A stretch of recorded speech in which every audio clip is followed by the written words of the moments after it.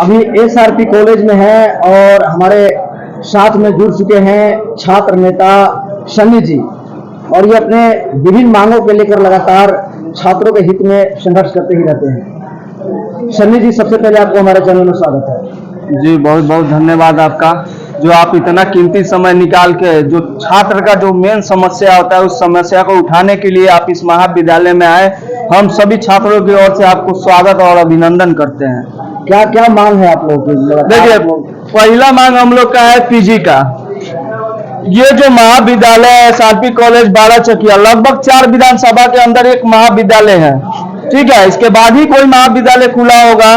लेकिन हम लोग पूर्व में जब यहाँ के डॉक्टर शफीक आलम जो पूर्व के प्राचार्य थे, उस समय भी हम लोग आंदोलन किए थे, अनशन किए थे पीजी के मांग के लिए। लेकिन उस समय भी आश्वासन दिया गया था हम लोग को, और यही बोला गया था कि आप लोग टेंशन मत लीजिए, यहाँ पे साल भर के अंदर पीजी का पढ़ाई चालू होगा। लेकिन हम पूछना चाहते हैं, उस समय चलिए अब यहाँ के प्राचार्य नहीं रहे, उनका स्वर्गवास भी हो गया है, लेकिन अभी वर्तमान जो प्राचार्य महोदय है डॉक्टर वीरेंद्र कुमार सिंह, उनके सामने भी हम लोग आंदोलन किए थे। यही जगह है, यहीं पे 3 दिन हम लोग कंटिन्यू भूखे बैठे हुए थे कि कम से कम सर यहाँ पे पीजी का पढ़ाई चालू करा दिया जाए। जो यहाँ का छात्र होता है वो अपने पीजी के लिए, पीजी पढ़ने के लिए यहाँ से मोतिहारी का चक्कर लगाता है, मुजफ्फरपुर का चक्कर लगाता है, पता चलता है बाद में वहां पे एडमिशन होगा ही नहीं। अरे जितना सीट रहेगा तब ना उतना ही ना एडमिशन होगा। अब सीट यहाँ पे है ही नहीं। मोतिहारी में सिर्फ एमएस कॉलेज में पीजी की पढ़ाई होती है, आपको भी जानकारी होगा, और मुजफ्फरपुर में गिना चुना कुछ कॉलेज है। तो कितना लोग को, कितना स्टूडेंट को पीजी करा सकता है वहां पे। लेकिन हम लोग हमेशा यही मांग किए, सर एक इतना बड़ा इसका क्षेत्रफल है जिसमें विभिन्न मतलब मधुबन, मेहसी, केसरिया, पिपरा, बहुत जगह के छात्र यहाँ पे आके पढ़ते हैं। यहाँ पे कम से कम पीजी का पढ़ाई चालू हो जाएगा तो उनको इधर उधर तो भटकना नहीं पड़ेगा। यानी आपके द्वारा ये साफ तौर पर ये बताया जा रहा है कि बच्चों की संख्या दिन पर दिन बढ़ती जा रही है लेकिन सुविधा कम मिल रहा है। बस वही बात है कि सुविधा कम मिल रहा है। अब आप ही बताइए ना, अगर हमको पीजी करना होगा, हम जाके ऑनलाइन करेंगे, ऑनलाइन बाद अगर मेरा थोड़ा सा भी कट ऑफ में परसेंटेज कम हुआ तो मेरा सिलेक्शन होगा नहीं।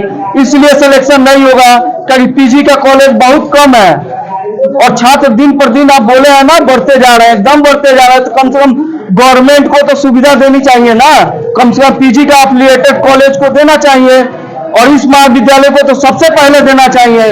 हम लोग आज से ये लड़ाई नहीं लड़ रहे हैं, काफी सालों से लड़ रहे हैं ये लड़ाई कि सर कम से कम पीजी का यहाँ पे पढ़ाई चालू करवा दिया जाए, जो हमारे प्राचार्य महोदय के हाथ में भी है। आप प्राचार्य महोदय है इस महाविद्यालय को, तो आपको तो पहले जाके वीसी रजिस्ट्रार से मिल के यहाँ का समस्या बताना चाहिए। क्या आश्वासन दिया जाता है इनके द्वारा? हर बार हम लोग बैठते हैं आंदोलन पे या अनशन पे बैठते हैं तो हम लोग का यही लिखित आवेदन मिलता है कि यहाँ पे साल भर के अंदर पीजी की पढ़ाई चालू हो जाएगी। लेकिन ऐसा कभी आज तक संभव होवे नहीं किया कि इस महाविद्यालय में पीजी की पढ़ाई चालू हो जाए। अब हम लोग भी क्या करेंगे, हम लोग भी स्टूडेंट है। अब दिन भर आंदोलन थोड़े करेंगे, आंदोलन करेंगे तो पता चलता है इधर से धमकी आ जाए कि जेल भेज देंगे, उल्टा सीधा केस में फंसा के, उधर से धमकी मिलता है कि मार देंगे। तो हम लोग छात्र है, पढ़ने लिखने वाले छात्र है, तो हम लोग कितना, हम लोग से जितना हो पाता है उतना हम लोग करते हैं। अगर छात्र हमको यहाँ पे वोट दे के जिताया हुआ है तो हमारा कर्तव्य बनता है कि हम उसके समस्याओं को लेकर लड़े। और इस महाविद्यालय में हमारे सभी छात्र नेता यहाँ पे मौजूद है, जो हमेशा हम लोग कंधा से कंधा मिला के हर एक छोटा छोटा प्रॉब्लम जो छात्र का होता है उसको हम लोग कोशिश करते हैं कि जल्द से जल्द उसका संविधान निकाला जाए, छात्र के साथ अन्याय नहीं हो। छात्र अगर महाविद्यालय में पढ़ने आता है तो उसको उचित पढ़ाई मिले, लाइब्रेरी की सुविधा मिले, स्मार्ट क्लास की सुविधा मिले, कंप्यूटर की सुविधा मिले। क्या कॉलेज में सारी सुविधाएं उपलब्ध नहीं है? देखिए, सुविधा तो सारा है, नाम के लिए आपका लाइब्रेरी, स्मार्ट लाइब्रेरी बन के रखा हुआ है, स्मार्ट क्लास बन के रखा हुआ है, कंप्यूटर रूम बन के रखा हुआ है, नहीं है। यही सबसे बड़ी समस्या है कि आपने तो बिल्डिंग खड़ा कर दिया, बिल्डिंग खड़ा करने के बाद सारी सुविधाएं दे दी, लेकिन सुविधा छात्र अपने से थोड़ी ना आके ले सकता है। अगर क्या बोलते हैं लाइब्रेरी में जाइएगा तो लाइब्रेरी का सुविधा मतलब क्या बोले, नाम के लिए बना हुआ है। वहां 10 बजे जाइएगा तो कोई बेटे नहीं होगा, 12 बजे जाइएगा तो कोई बेटे नहीं होगा, बस नाम के लिए एक बोर्ड लग चुका है कि महाविद्यालय में ये लाइब्रेरी है। क्या नाम है आपका? जितेंद्र यादव। क्या मांग है आप लोग बताइए क्या? हम लोग का तो लगातार यहाँ मांग को लेकर लगातार संघर्ष जारी रहा है।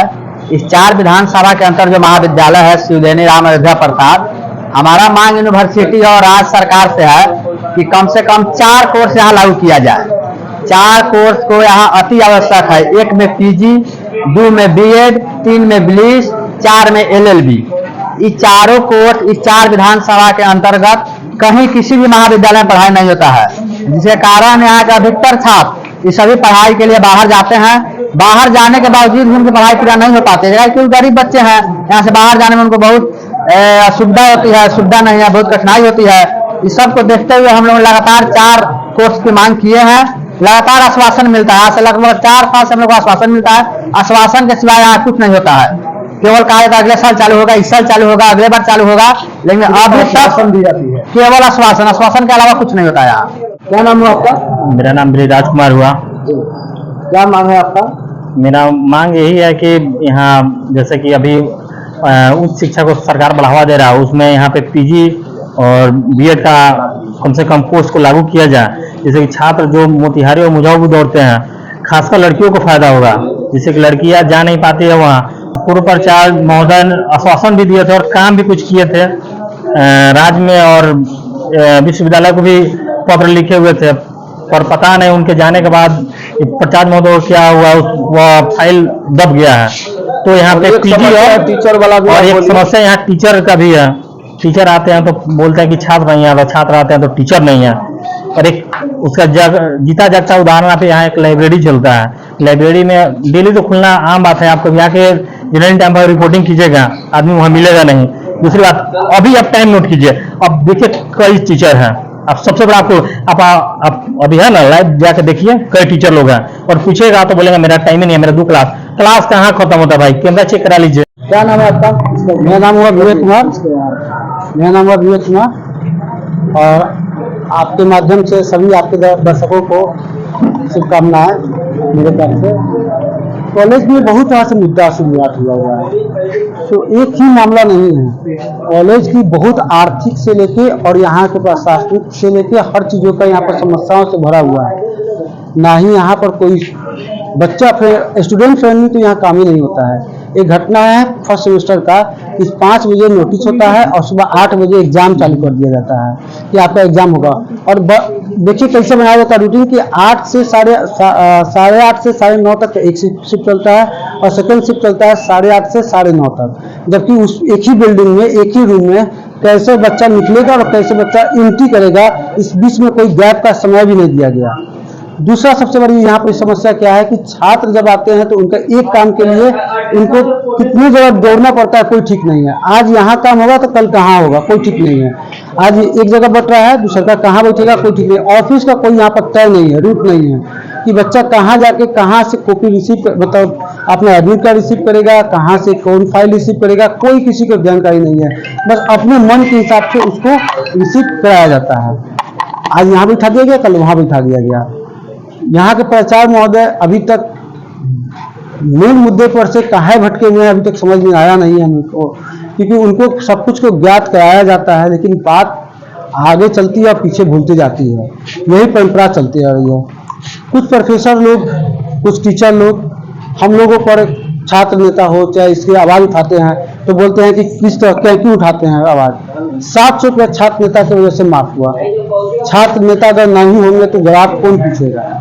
जनरल स्टूडेंट को दौड़ के चले जाते हैं 3 दिन 4 दिन। अगर जनरल स्टूडेंट का काम अगर इजी वे में हो जाएगा, वो हमारे पास या किसी के पास क्यों जाएंगे, किसी अधिकारी से क्यों बात करने जाएंगे, जब उनका काम अगर इजी वे में हो जाता है तो। और भी बहुत सारा मुद्दा है जिस पर हम लोग आवेदन बहुत सारा दिए हैं, धीरे धीरे हम लोग इस पर काम भी कर रहे हैं। अगर आगे नहीं होगा तो इसमें आगे समन्वय तरीके से इसका विरोध किया जाएगा, आगे डीसी साहब और राज्यपाल तक चला जाएगा इस बात को। चलिए, हमारे साथी गिरीश भाई जो एक टीचर वाले मुद्दे पे बात किए हैं, उस मुद्दे पे हम लोग भी बात करना चाहते हैं। कुछ दिन पहले की घटना है, यहाँ पे आप देख लीजिएगा, क्लासरूम तो ऊपर है, लेकिन क्लासरूम में कोई एक टीचर नहीं मिलेगा, लेकिन वही एक बनाया गया है प्राइवेट चैम्बर इस महाविद्यालय में सिर्फ टीचर के लिए। जिसमें 3-4 गो तो एसी लगा हुआ है, उसके बावजूद 4-5 पंखा भी लगाया गया है।